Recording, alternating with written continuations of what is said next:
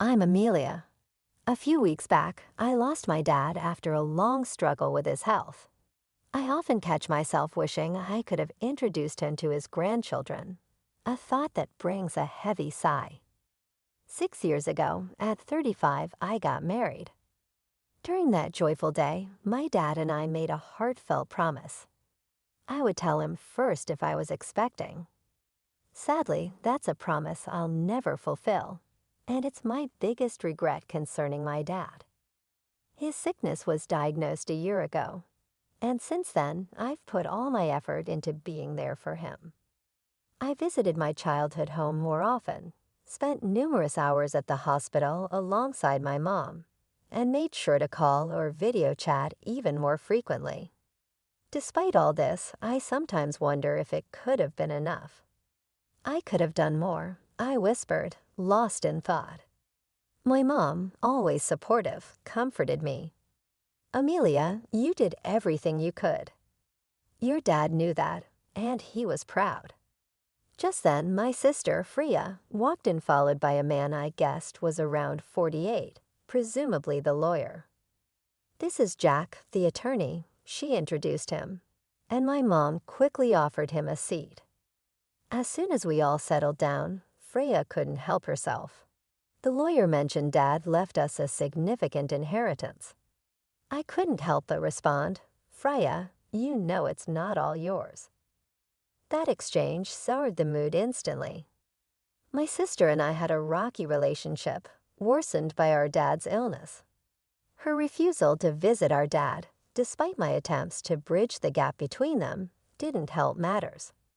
Her attitude has always been a barrier, and it only grew more pronounced during these tough times. In hindsight, my words to my sister might have been a bit too sharp, fueled by my concern for our father. However, her response didn't help the situation either. You're grown up, there's no need to be so obstinate. I pointed out, to which she snapped back, I'm not being obstinate. Living in the city and traveling to the countryside isn't as simple as you think. It's just a 3-hour drive, I countered, but she argued. Those 3 hours are not just about time, it costs money. And yes, money is important to me. I'm busy, so please just stop nagging me. That marked the end of our conversation. Despite the distance, I always believed she could make an effort to visit now and then. This belief was a major factor in the swift decline of our relationship. Ultimately, she never visited our father, and the rift between us only deepened. The tension in the room grew until the lawyer stepped in, suggesting we all take a moment to calm down. I'm sorry, I said, offering an apology which seemed to ease the atmosphere slightly. The lawyer then explained, as I mentioned over the phone, I'm here regarding your father's will. My mother, puzzled, whispered, when was this arranged? The lawyer replied, a few weeks before he passed. Your father reached out to me. He asked you to come to the hospital. My mother asked, yes, I drafted the will there with him in the presence of his primary doctor. It was arranged that the doctor would notify me upon your father's passing, which is why I contacted you now. The lawyer clarified, pulling out a white envelope and placing it before us. Recognizing my father's handwriting on the envelope, I whispered, that's definitely Dad's handwriting. Freya, visibly impatient, demanded, just get on with it. What does it say? You know I'm busy. The lawyer, with a hint of a smile, opened the envelope. Inside, there was a single piece of paper outlining the inheritance. The house, land, some savings, and a storage shed. We were aware of the house and land, but the mention of a storage shed was new to me. My sister, frustrated, turned to the lawyer. Wait, what about the farm? The lawyer echoed a bit surprised. Yes, the farm. Dad used to work on it as a hobby, I explained. Our father had run a successful business in a nearby town, but decided to slow down after turning 52, considering closing the company to spend more time on his hobbies, including the farm. This new mention of the farm added another layer of complexity to our father's legacy and what he left behind. During my high school years, I remember expressing a desire to take things a bit slower in life. My sister, who was attending college at the time, didn't agree with this laid-back approach. However, both my mom and I, concerned about my dad's health, supported the idea. Don't fret over finances, Freya. We're well prepared with savings, my dad comforted her. With some reluctance, she gave her nod of approval. Following this conversation, my father indeed wound down his business operations and took up farming close to our home. There's something fulfilling about working with the land, he would say, his face lighting up with joy. Witnessing his happiness reinforced my belief that we had made the right decision, though Freya seemed less convinced. Despite promising to return home post-graduation, she pursued a career close to her university, eventually marrying the CEO of a firm she met through her job. That's the backdrop to my father embracing farming until his health declined. Freya insisted the farm be considered part of the inheritance. Upon her insistence, the lawyer re-examined the documents and uncovered that the farm was actually leased land. I thought aloud, mistakenly believing we owned a substantial tract of land. Freya appeared visibly let down by this revelation. The realization that the expansive land my father had used for vegetable farming was leased seemed to ease my initial disappointment. Knowing little about farming ourselves, perhaps it was for the best. The discussion then pivoted to how the inheritance would be divided. The house and the surrounding land will go to the wife, the lawyer outlined. Freya smirked, perhaps thinking about the remainder of the assets and how they would be split. The rest, including the savings and the storage shed, should be divided between you three, the lawyer suggested. Savings, that means cash, right? I'll take that, Freya stated, eyeing the liquidity. The total savings amount to approximately $100,000. This sum is not subject to inheritance tax, the lawyer informed us. I want the $100,000 in cash, Freya declared with a sense of victory. But such a one-sided arrangement didn't sit right with me, and I voiced my objection. Hold on, I don't agree. Why should you get all the cash? I protested. Because I'm the eldest, she argued, as if that settled it. Fine, you can have the storage shed. What's that even worth anyway? She dismissively added, turning her attention back to the lawyer for further clarification. It's the shed adjacent to the farm. Whoever inherits it will own the structure, the land it's on, and anything inside it, the lawyer explained. Suddenly interested, Freya's attitude shifted at the mention of additional land. It struck me as odd, married to a successful CEO, yet her appetite for more seemed insatiable. As the lawyer explained the details about the storage shed, he mentioned it came with a small patch of land, roughly 75 square feet, about the size of a cozy bedroom. He then laid out some photographs of the shed for us to see, showing its exterior and interior. The shed looked quite neglected from the outside, and inside it housed only simple gardening tools like hoses, scissors, and shovels. Nothing that caught the eye as particularly valuable. My sister made a face of distaste upon seeing the photos. I don't want this, she declared, scrutinizing the images. They indeed showed nothing more than everyday items, valuable more for their memories than any monetary worth. Fine, you take the cash. I want nothing to do with that rundown shed, she stated clearly, eager to distance herself from what she saw as an unworthy inheritance. Hold on, that seems unfair, I protested, realizing the imbalance in the division.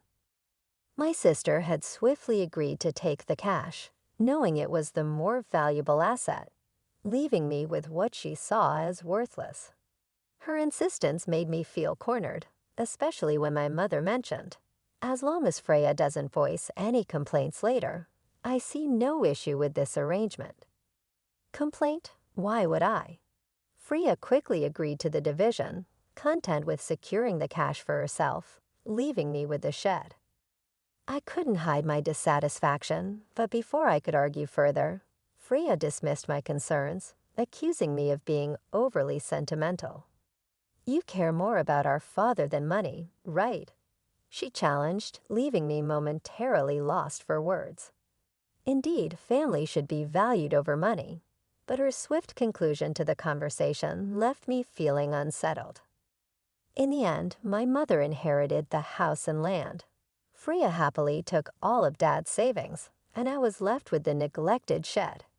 After agreeing to the division, Freya even signed a document promising not to raise any disputes over how the inheritance was split, laughing confidently as she did so. I couldn't contain my frustration and later expressed my grievances to my mother. "Why didn't you support me?" I asked, feeling let down. My mother insisted she had helped, claiming her intervention had ensured I received the shed. "But I'm not pleased with just the shed," I argued, unable to see its value. "You might discover something unexpectedly wonderful if you give it a chance," my mom suggested optimistically. Despite my frustrations, her words sparked a faint glimmer of hope. Maybe there was more to the shed than met the eye, a thought that left me pondering as I tried to reconcile the day's events. After receiving the key from the lawyer, I made my way to the shed, situated beside the field, a serene 20-minute walk from our house along a rarely trodden rural path. The field, which my father had leased until his recent hospitalization, lay fallow, giving the surroundings an untouched, solemn atmosphere.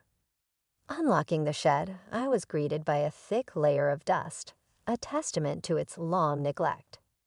"Wow, it's dusty," I remarked, the air heavy with the scent of disuse. Despite the initial disappointment, I held on to the hope that something of my father's, a keepsake perhaps, might be hidden within. As I surveyed the interior, it quickly became apparent that the shed was exactly as it seemed, a simple, utilitarian space filled with the tools of farming.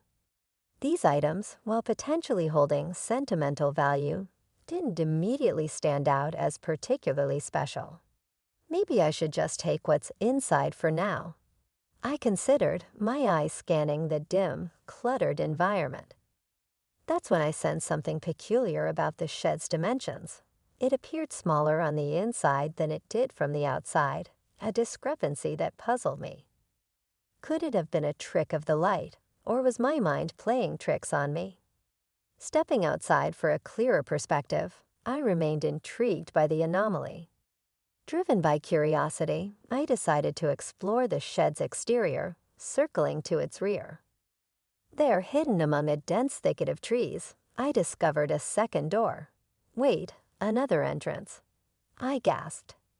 The interior wall of the shed had shown no signs of this door from the inside. It seemed as if there was only one way in or out. This realization hinted at a concealed space accessible only from this mysterious rear entry. A surge of excitement washed over me. Could this be one of Dad's secrets? He had a penchant for surprises, delighting in the unexpected joys they brought, much like the surprises he planned for my birthdays. Memories of those times brought tears to my eyes as I re-entered the shed, determined to find the key to this hidden door. Sure enough, after a thorough search, I found 3 keys ingeniously hidden within the handle of a shovel. Rushing to the rear door with a hopeful heart, I inserted one of the keys, and with a satisfying click, the door swung open. Inside this cramped, secluded space stood a large safe, solitary and imposing. Is this from Dad's company? I wondered aloud, the presence of the safe sparking a whirlwind of questions. What secrets did it hold? Was this my father's way of leaving a final, tangible piece of himself behind? The discovery hinted at layers of my father's life that I had yet to uncover, a personal treasure hunt he had laid out for me to embark upon. I instantly recognized the safe as the one that used to sit in the corner of my father's office, a sight I remembered from my childhood. Embracing it, I was washed over by nostalgia. This safe was a tangible connection to my father, making the inheritance all the more meaningful. Yet, knowing my dad, this discovery felt like just the beginning of his final surprises for me. "There's got to be more," I whispered to myself as I used the second key to unlock the safe. The door creaked open, revealing contents that left me utterly amazed. An unexpected legacy. Realizing the importance of sharing this discovery, I quickly secured the safe and went to inform my mother. Afterward, with my husband's assistance, we transported the safe from my parents' home. It dawned on me that these valuable items, undoubtedly part of my inheritance, might have tax implications. Determined to handle this properly, I decided to seek legal advice. Following the lawyer's suggestion, I contacted a certified public accountant, CPA, recommended by a friend to navigate the potentially complex tax situation. This professional took charge of the intricate details, ensuring everything was in order. A year of navigating these matters had passed. When unexpectedly my sister showed up near my home, her visit was out of the blue, especially considering our recent strained relationship over the inheritance. I was just in the area, she claimed, but her uneasy demeanor and the fact that we lived 30 minutes apart made her visit seem less than casual despite our complicated history. I invited her in after serving coffee. She appeared restless, eventually asking, "Did you win the lottery or something?" Her questions puzzled me. I never played the lottery, and it wasn't the season for my husband's holiday bonus. "What are you getting at?"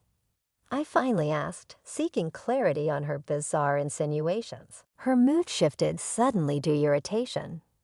"Are you making fun of me?" she accused. Her reaction puzzled me even further as her line of questioning seemed completely out of left field. I had no idea what could have prompted such an inquiry or why she would think I had come into a sudden windfall. Apart from the mysterious contents of the safe that only my family knew about, my sister was practically buzzing with curiosity about this subject of money, insisting that I must have come into a significant sum. She recounted a recent encounter with our aunt in the city who unwittingly sparked her curiosity. Our aunt had mentioned receiving an $11,000 gift card from me as a thank you for visiting our father during his illness. This gesture led my sister to speculate wildly that I had stumbled upon some unexpected fortune. "You've come into some money, haven't you?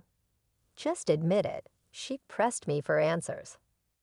Understanding the root of her inquiry, I let out a sigh, which only seemed to irritate her further. "What's with the attitude? Are you making fun of me?" she demanded. I tried to explain it was simply a gesture of appreciation, which led her to question the source of the funds for such gifts. I reminded her of the inheritance, specifically the dusty shed she had disdainfully mentioned, and revealed the discovery of the safe inside it. A true treasure trove left by our father. The safe contained a collection of valuable watches, a passion of our father's. Though unsure of their exact worth, it was evident they held considerable value, especially given the modest amount of savings left. This revelation led to a discussion about the potential need for paying inheritance tax, a concern my mother had raised upon learning of the safe's contents. "What should I do, Mom?" I asked, seeking her wisdom. My mother advised handling the matter transparently, suggesting that such secrets have a way of coming to light eventually. Following her counsel, I reached out to the lawyer we had previously consulted, who clarified that the value of inherited items determines the applicable inheritance tax. This led me to take the responsible step of accurately declaring the inheritance, ensuring compliance with the legal and financial implications of my newfound wealth. In seeking professional advice, I learned that a certified public accountant, CPA, could efficiently manage the valuation and tax obligations of the inherited watches for me. Entrusting this task to the accountant, we discovered the collection was valued at a staggering $500,000. Given their high value, the implication was clear. Inheritance tax was due.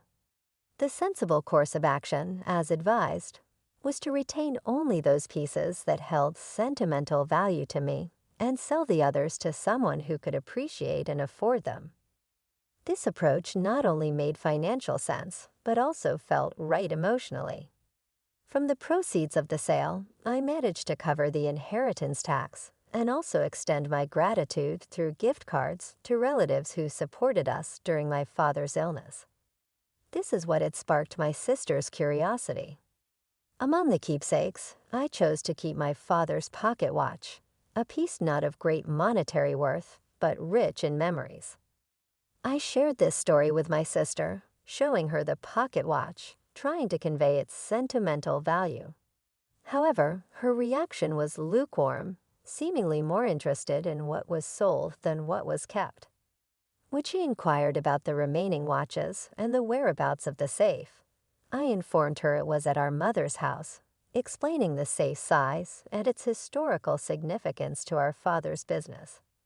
Her response was contemplative, leaving me feeling uneasy about her intentions. Yet she departed without further questions, to my relief. Though I couldn't shake off an unsettling sense of worry, my fears were somewhat confirmed that very night. A distressing call from my mother urged my husband and me to hurry to her house. As we neared, the scene was alarming. Red lights flashing in the darkness, police cars stationed outside. Making my way through the gathering crowd, I found my mother and learned of the evening's harrowing events. She had been preparing for bed when unusual noises startled her. It sounded like someone was frantically searching through the house. Believing a burglar had broken in, and with no one else home to help, my mother made a quick decision to escape through a window, a move driven by fear and desperation. The situation she described was unnerving, painting a night filled with panic and uncertainty. Under the veil of night, my mother noticed the eerie glow of a flashlight moving inside the house, confirming her fears of a burglary. In a state of panic, she sought help from our neighbor who, upon witnessing the suspicious activity, wasted no time in calling the police, convinced a burglar was at large. Yet the supposed intruder was none other than my sister, Freya, who had decided to search the safe after hearing about my inheritance earlier that day. Without any way to identify her intentions, both my mother and the neighbor were understandably alarmed. The situation escalated when the police arrived. Caught off guard and enveloped in guilt, Freya attempted to flee the scene.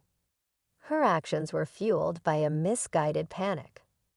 Ironically, her escape efforts led her to collide with the safe, causing the unsteady object to topple over and trap her underneath. This accident led to her being rushed to the hospital with complaints of leg pain, leaving us all in disbelief over her reckless actions. Following this chaos, my mother and I found ourselves apologizing to the responding officers for the misunderstanding.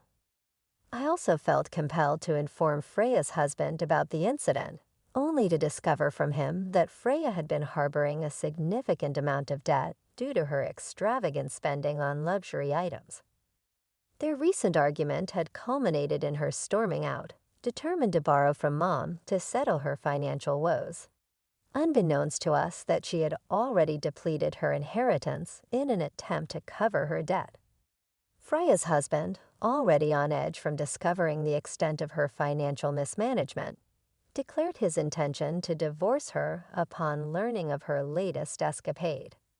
This revelation shed light on Freya's desperate actions that night, which had led to a tumultuous scene at the hospital where her husband broached the subject of divorce. The entire ordeal unfolded into a dramatic clash, underscoring the profound consequences of Freya's actions and the turmoil they had wrought upon our family. Freya was adamant, insisting I'm not getting a divorce. Absolutely not. Yet the reality of her situation became undeniable when her husband presented the divorce papers. Faced with the stark evidence of their fractured relationship, she found herself with no option but to sign them. Now confined to her hospital bed with a mixture of shock and resignation, she's turning the pages of a part-time job magazine, evidently scheming on ways to tackle her debt through newfound employment. This turn of events, while unfortunate, offered a glimmer of hope that she might finally take responsibility for her actions. In the wake of these tumultuous events, I made a significant decision myself, to return to my childhood home. The chaos had certainly stirred a deep concern for my mother's well-being in me, but another, happier reason spurred my decision. I discovered what I was expecting. After much discussion, my husband and I agreed that moving back would be best, allowing us to lean on my mother's support with our growing family. Though I regret that my father couldn't be part of this joyous news, I find comfort in believing he would have shared in our happiness. As I navigate this new chapter, the anticipation of welcoming a healthy child fills me with a sense of peace and forward-looking optimism despite the recent family strife.